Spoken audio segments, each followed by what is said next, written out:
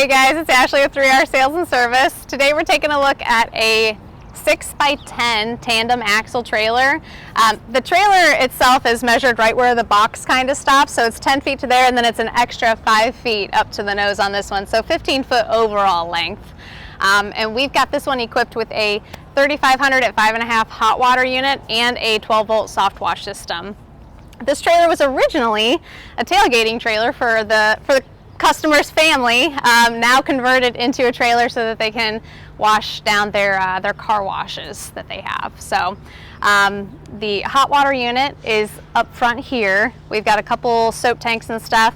It's a little bit limited as far as visibility up front, so we'll be able to show you a majority of everything from the rear of the trailer. This is where they have their flat TV, their flat screen TV mounted.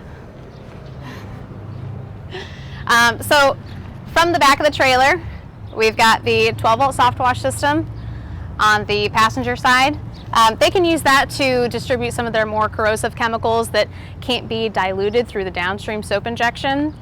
And then we've got the high pressure reel and the inlet reel. Those are, I'll walk in here a little bit further.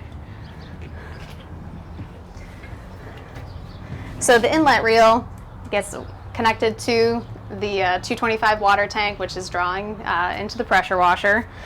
The soft wash system is set up on a dipstick, like a batch mix system with a dipstick.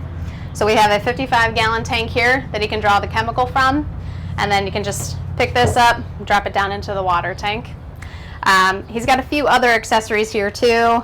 Every now and again there's drain lines that need to be jetted out in this particular application, so he's got kind of like a handheld jetting kit with the foot pedal valve so that you can turn the jetter on and off just by two hands using the reel and then your foot controlling the pedal on it. And then as you look towards the front of the trailer, you can see the hot water unit vented out the side door. To the driver's side, we've got the 20-inch surface cleaner. And then on the passenger side, we have the soap tank and the antifreeze tank. This is going to be something that they use all year long, so they will use that antifreeze system pretty frequently. And other than that, just the gun and wand assemblies hanging on the wall. Customer already had the flooring in there from their previous use.